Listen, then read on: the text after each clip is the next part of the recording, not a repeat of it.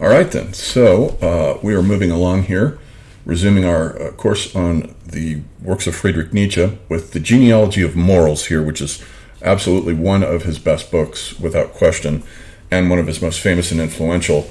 Kaufman gives a page, and I've forgotten where, to a version of the book with a subtitle that says it's a deliberate sequel to Beyond Good and Evil. And indeed, it's basically written in the same style as Beyond Good and Evil, but it's a little more concentrated and a little better organized, I think. It's very tightly and densely interwoven and intermeshed. So this came out in 1887, which is written 2 years before his collapse. So he's getting these last few books in just under the radar.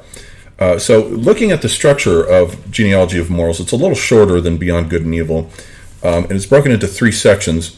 The first section is about the origins of ressentiment, and he uses the French word for resentment, which Kaufman says in this text, in this translation. This obviously isn't the Kaufman translation here. I couldn't find it online for free. This is an older one. Kaufman says he won't translate it because it loses the connotations associated with the French Revolution and all the resentment against the aristocracy and those in power, which is where it comes from. But it extends way past that into all kinds of liberal values. And then, so that's the first section. Then the second section is on the origins of guilt and bad conscience. And he talks about the creators of culture, and he has this idea. This middle section is famous for his idea that culture is based on the sublimation of cruelty. And then we have the third section on the ascetic ideal, which is a bit longer than the first two. You know, in a way, it's kind of interesting. If you think about the Kundalini Yoga, if you think about the symbolism of the chakras, it doesn't matter whether you think that the chakras refer to something real or whether it's just an imaginative set of ideas. That doesn't matter for the purpose of this comparison. But if you think of the lower 3 chakras, the Muladhara, the Svadhisthana, and the Manipura, the Muladhara, which is located at the level of the perineum. Those of you, if you don't know where that is, look it up. And it represents absolute spiritual inertia and torpor, pure, unregenerate materialism, hedonism, and so forth. The second chakra at the level of the genitals, the Svadhisthana, of course, represents the erotic principle, generally speaking. But the third chakra, Manipur, at the level of the belly, represents precisely Nietzsche's will to power. It's the power drive. Power against others. But now notice that in the whole purpose of Kundalini Yoga is to transform the energies of the lower 3 chakras into the sublimated versions of them with the upper 3 chakras via the heart chakra. So you move up again to the level of the heart, and this is the chakra of love and compassion. This is the chakra that awakens to the sound that is not made by any 2 things striking together, and that sound is, of course, the mantra Om. But then moving up above that, so once the heart chakra opens, it can transform through a kind of asceticism, an ascetic ideal, a spiritual discipline. They can be transformed. The Manipura, will to power chakra, gets transformed at the level of the throat chakra, which is the Vishuddha, which is power over oneself. So the drive to dominate over others then becomes, through ascetic practices using the Kundalini, power over oneself. And that's exactly the structure of these 3 essays, where he's first talking about things like the blonde beast and the culture creators, master morality, individuals like that, who do not see violence as necessarily a bad thing at all.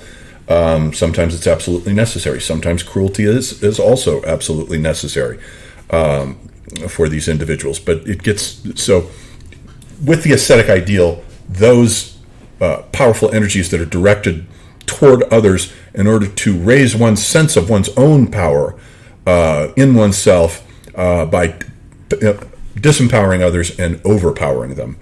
And then, of course, the second, just to continue, although it's no longer relevant really for Nietzsche, the second chakra, the genitals, gets sublimated at the Agya chakra, which is the third eye, to love for God. So love for the physical flesh becomes sublimated into, or transformed into, love for God.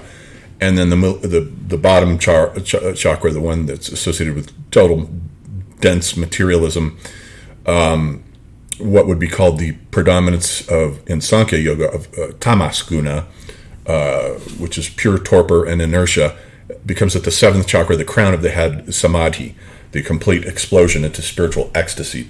Dante's white rose, let's say, and that chakra is often depicted as it's the Sahasrara chakra, which is depicted as a thousand-petaled lotus. Okay, so keeping that sort of model in mind, that's sort of the narrative logic that could be mapped onto this collection of very brilliant essays.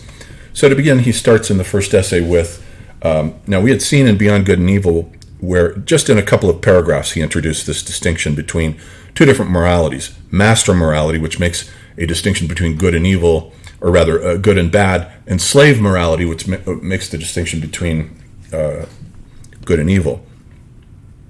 Only here he goes into them in quite a bit more depth, leading up to the rise and spread of the sentiment of ressentiment. Let's see then. Okay, so he's talking about, let's take a look at the table of contents here. First essay, Good and Evil, Good and Bad.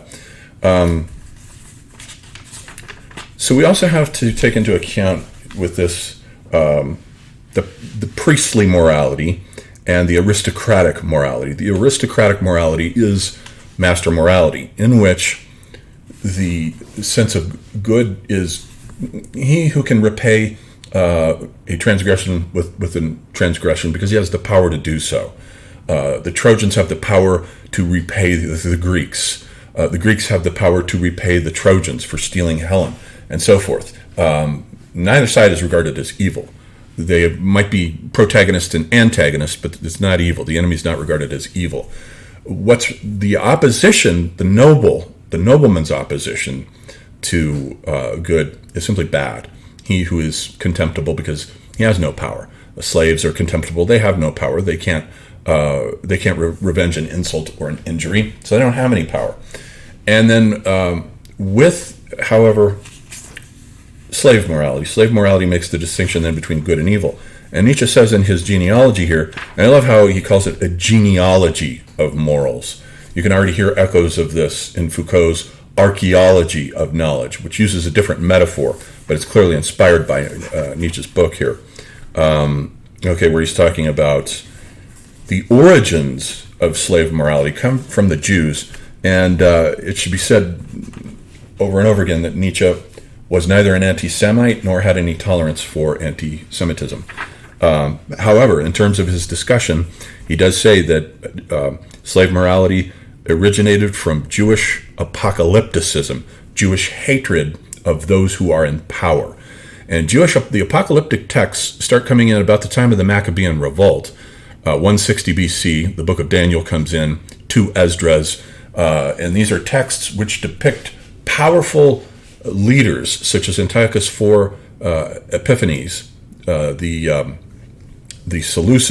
Greek Seleucid ruler over Palestine, who was trying to get the Jews to worship Jupiter instead of Yahweh in the temple, and they said, no fucking way, we're not doing that. And so you get the Maccabean revolt, and then in these apocalyptic texts, these kinds of rulers such as Nero, the book of Revelation actually was originally a Jewish text that some Christian took over and sort of put a gloss of Christian ideas over very Jewish ideas, such as that at the end of time there will only be 144,000 saved. Well, that's 12 times 12, so that's only the 12 tribes. I thought the whole point of Christianity was getting us out of ethnicity and blood ties into a religion of credo, not just ethnicity. So the book of Revelation was originally a Jewish text, and in it the number 666 refers to the Emperor Nero. So anyone who has any kind of power is depicted in these Jewish texts with hatred as evil beings because of all of their power. So that's evil. He is good, on the other hand, who's one of us, who's in our group, who's not a threat to us, who doesn't rock the boat. That is good. So the distinction between good and evil with master morality, and the distinction between with slave morality, and the distinction between good and bad with master morality. And the interesting thing about this is the influence that it has on Spengler. Spengler, in The Decline of the West, takes this discussion of slave morality and master morality, and he turns it into these two figures, the fact man versus the truth man. For Nietzsche, the fact man is precisely the aristocracy, the conqueror, the Napoleon, who has no interest in truth and no what are truths. He quotes Pilate's confrontation with Christ, where Christ says, "Well, my kingdom is not of this world." And Pontius Pilate says, well, what is truth? Who cares? It's irrelevant. Truth is only relevant to ascetics, saints, and philosophers who are in quest of a world of the become, not the becoming.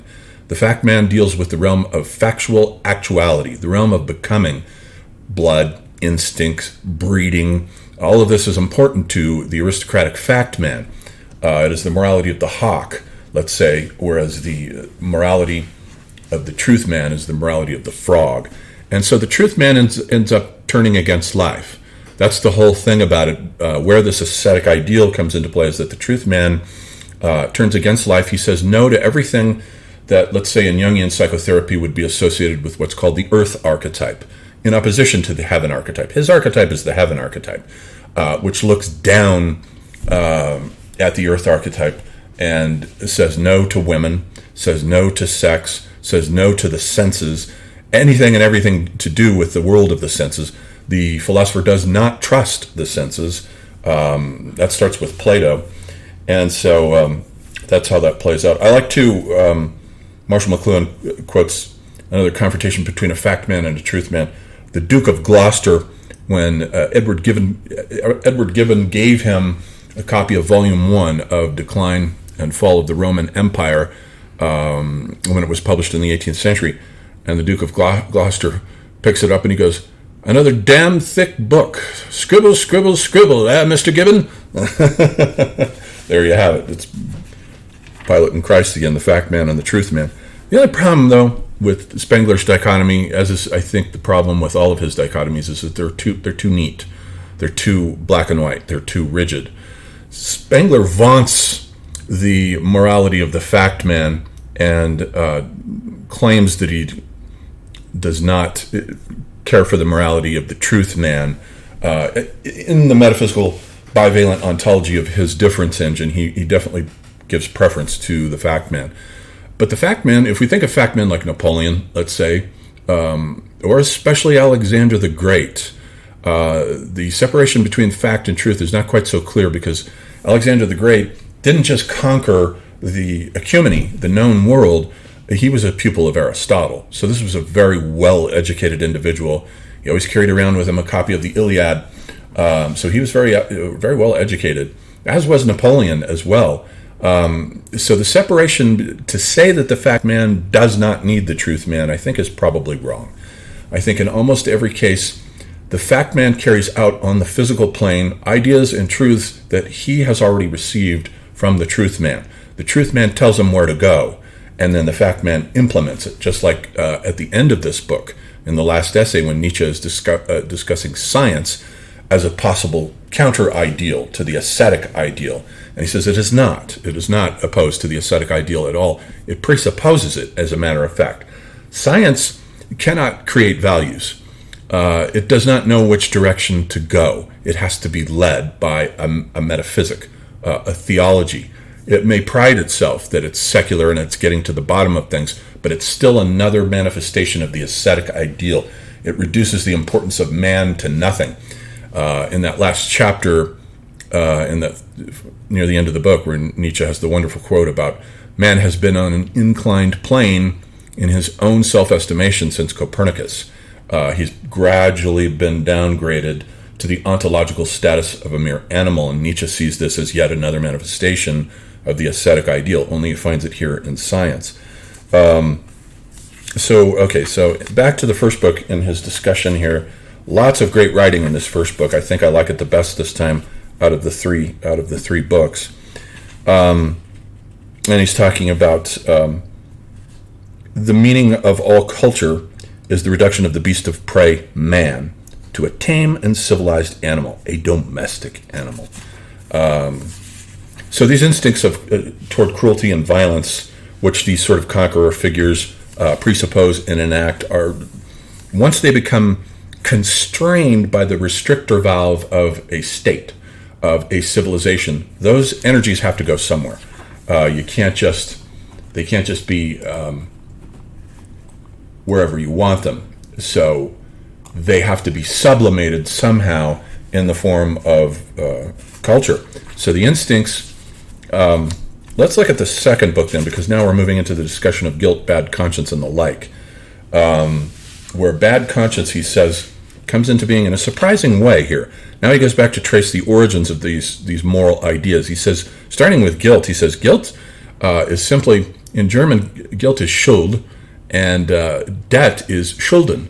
So guilt is just debt. Guilt comes into being out of the awareness that one is in debt to a creditor.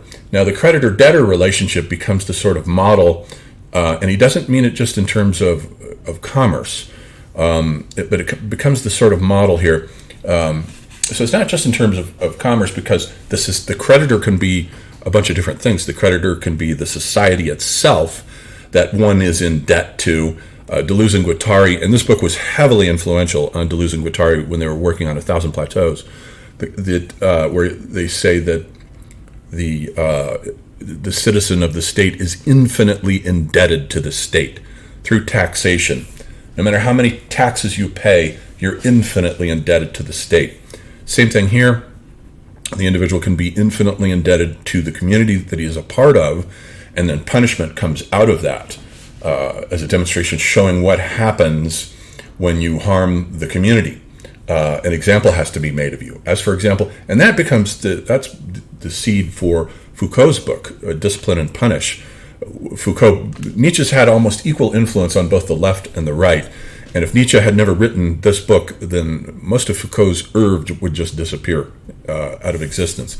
Because it's in that book where he gives very concrete demonstrations of Nietzsche's point about the sublimation of cruelty, when he says that in the sovereign society, which is the name that he gives the episteme that goes up to about the French Revolution, where the disciplinary society, in other words, the society that replaces kings, which is a society based on institutions, and that society is in decay right now. Our schools, our prisons, all the basic institutions, the university, they're all in decay. So we've moved out of the disciplinary society. So in the sovereign society, punishment has to be, it's out on a scaffold and it's there as a spectacle for public view, because it's a demonstration of showing the populace what happens if you commit a crime. If you commit a crime, it is an offense against the king, against the king's corporis, against the king's body. And so an example has to be made of you.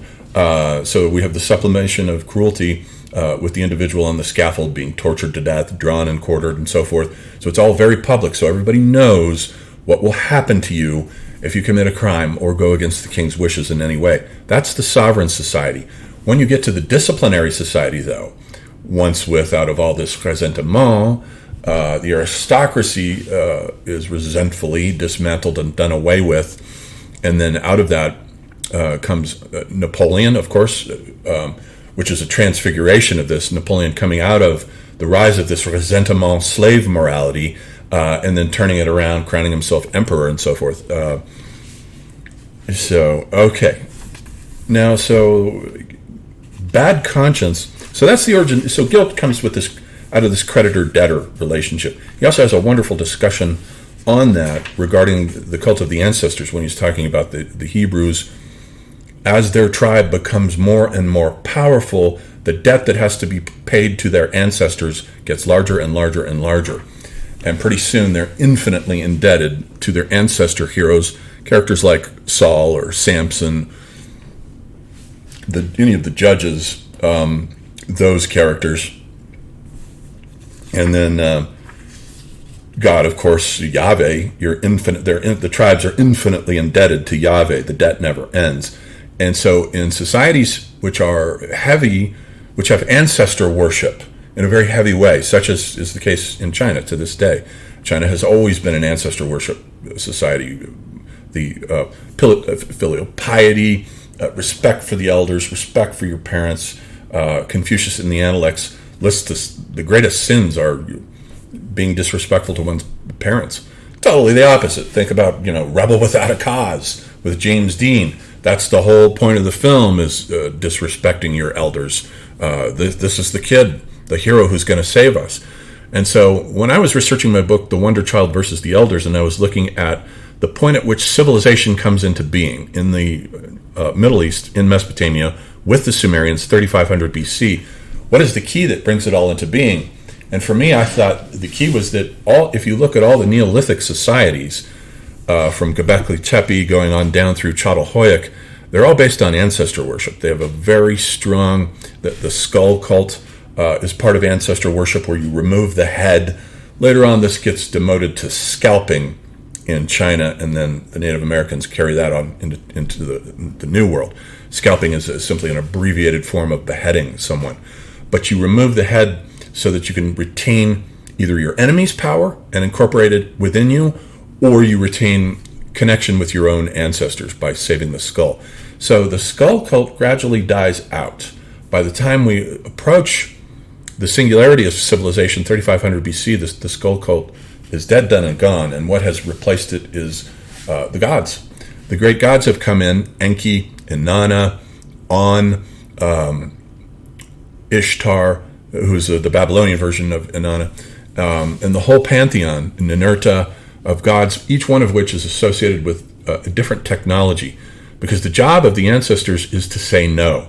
The idea in these ancient societies is that to make an innovation disturbs the whole web of the society's archai, and the archai are the structures that exist on the metaphysical plane, and it is a real plane, that exist on the metaphysical plane that code and pattern for all the culture's physical forms, the way you dress, how many times a day you pray, what the architecture looks like. All of that is patterned out of the archai, and if you disturb those archai, then you can introduce chaos into a society. However, that is exactly what happened, I think, with the dawn of high civilization, 3500 BC. And Nietzsche, though he's not aware of any of that kind of ethnographic or archaeological data, most of which had not yet come in by his time here, 1887, but he does suggest that the gods, that the ancestors, to which the members of the Jewish community are infinitely indebted, eventually gives rise to gods, or in their case, a god. I find that to be absolutely correct.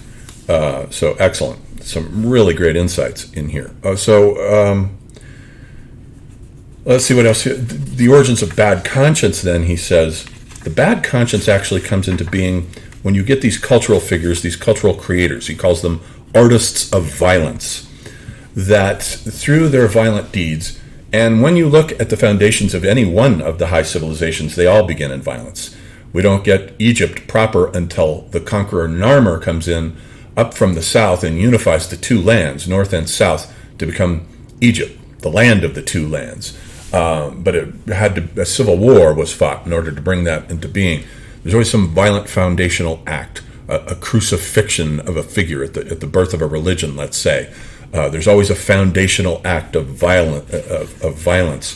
But then once that settles down, then we're left with these cultural creators who have gone off on various crusades to fight for us and create, and gone out into what Heiner Mielman calls the zone of maximal stress, which is out there beyond the pale, where you fight the external proletariat, members of other societies who are not in your society, which is a zone of cooperation that is erected and opened up between its citizens so that society can take place. But you're still left with all of those violent instincts and impulses that these guys have done. For instance, think about the Odyssey.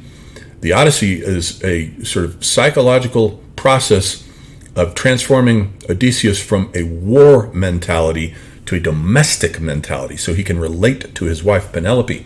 So these warrior instincts have to be transformed out of him through a kind of reverse mystery cult initiation, where he is initiated into the female mysteries with his encounters with the various women, Circe, Nausicaa, eventually Penelope.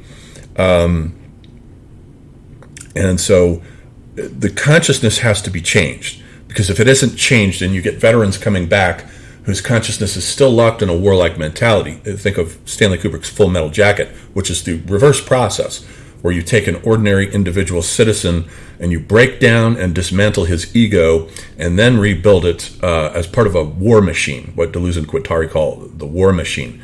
So now he's ready to go. In combat, he's basically a servo mechanism of the military-industrial complex now. But then it has to be changed coming back. Otherwise, you wind up with disasters like Ronkovich in Born on the 4th of July, where he could not readjust. So the psyche has to readjust and readapt as it returns. But we're left with then these individuals with all these warlike instincts. And so the instincts then, consistent with where we started with my analogy to Kundalini Yoga, have to be turned inward against oneself. And that becomes the origins for bad conscience. Bad conscience comes out of the warrior hero or the artists of violence whom Nietzsche says create the state. It has to be directed inward toward mastery over oneself. And then with the priest, of course, the priest comes along and tells you, he redirects the flow of resentment. Resentment comes into being as the resentment of the poor against those who have power. Those who have power. And so one's faults and flaws, the things that have happened to one's difficulties, someone must be to blame. Oh, it must be the powerful to blame. Let's pull down the aristocracy. Let's cancel all the statues. Let's erect cancel culture. Everything becomes a cancel culture for resentment. But with the priest then, the priest says, no, your sins are within you. Look within you. So he redirects resentment, taking the ascetic ideal and using Christianity to sort of prey upon the psyche. A great deal of the subtext of this text is Nietzsche's X-ray anatomy of how Christianity has preyed upon and victimized the psyche of the West, of Western man.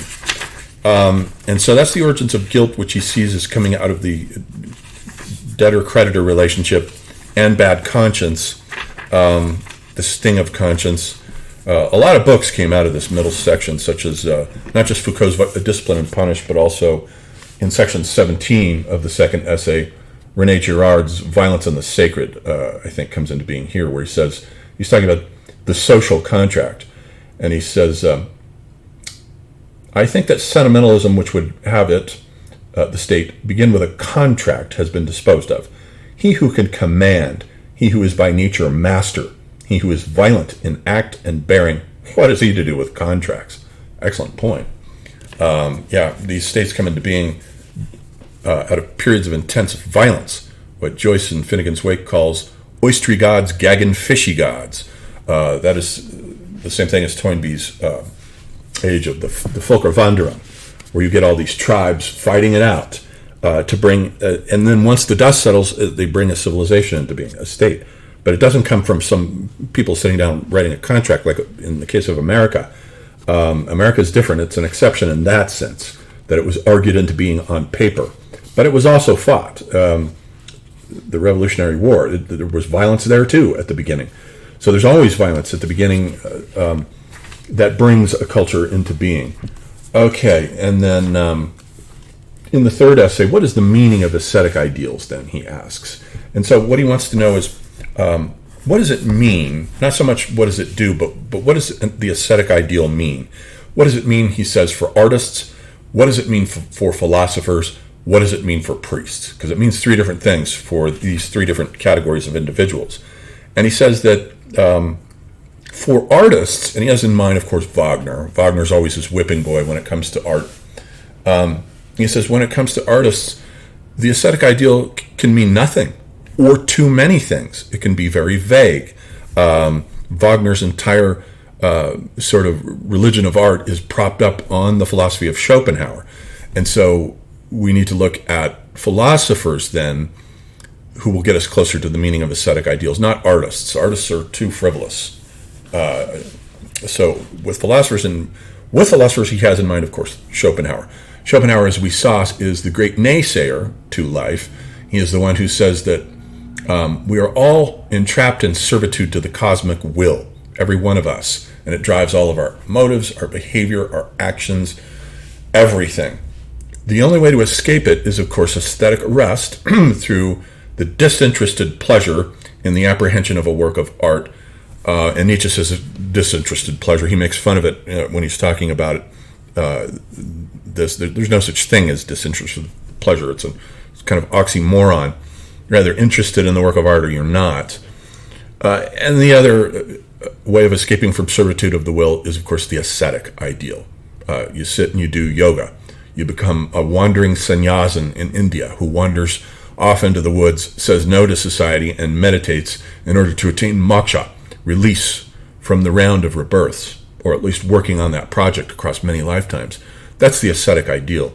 And so for the philosopher, it has a different meaning. For the philosopher turns, traditionally anyway, he points out how the philosopher turns against women, because women are the embodiment of the earth archetype, of the now, of the becoming, not the become, not the realm of absolute truths and ultimate laws that have nothing to do with the world of becoming, which merrily continues on its course without them.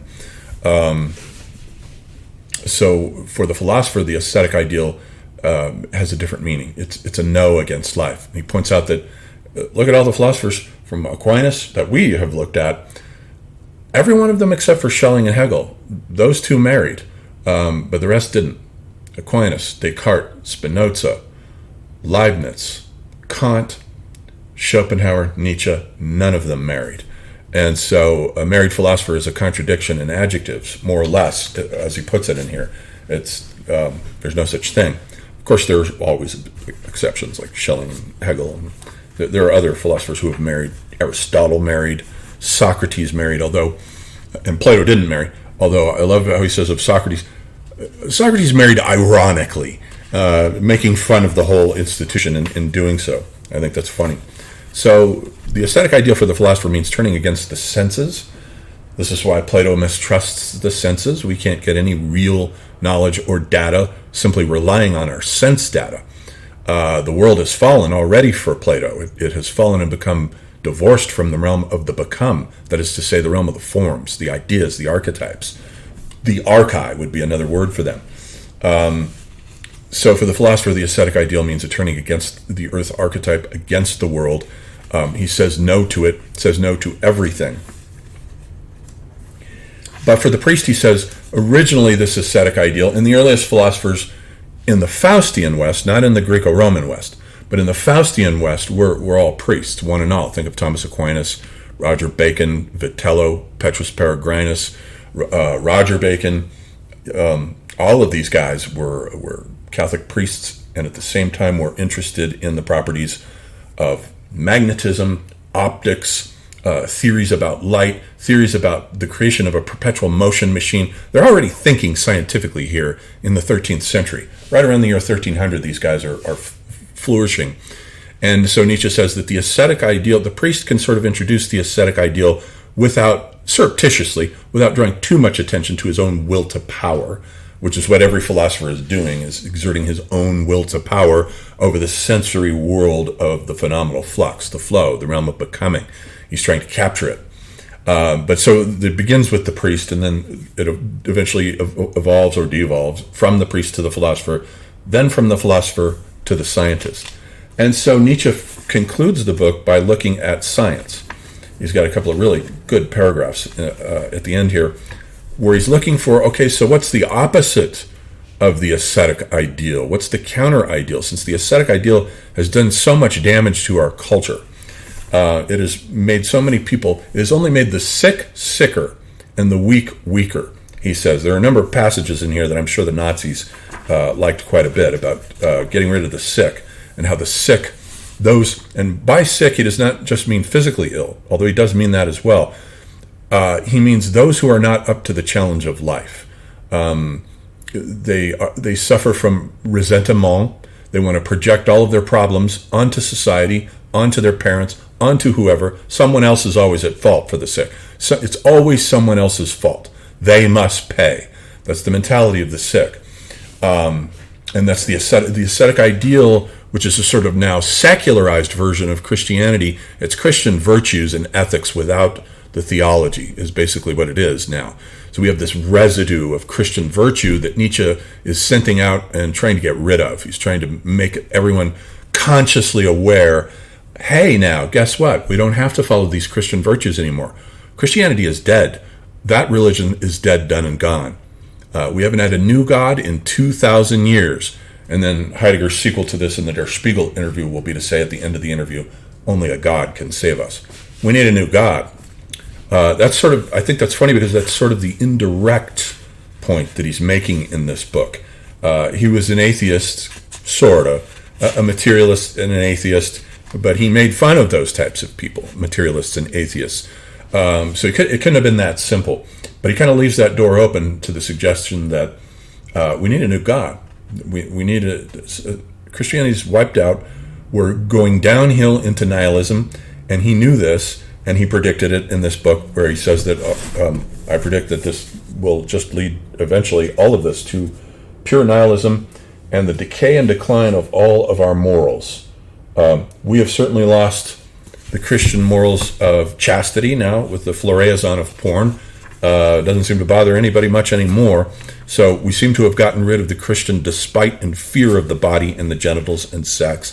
So we seem to be beyond that good and evil platform into something else. But there's a lot of cultural decay going on right now. We're living in a Hellenistic age that is analogous, as Spengler points out, to the period of the decline of the Roman Republic and its transition into the empire and the death of atheism and materialism, which is going on the spiritual plane, the metaphysical plane, at the same time that Augustus is creating the empire on the physical plane. On the spiritual plane, a second religiousness is on the way. And so there's a new wafting of a religious aura over the Roman ecumeny at the end of it here. All right, we'll leave that there. That covers the most, I think, of the main points in the book. I'm sure there'll be plenty of points for us to discuss in class, so I look forward to that.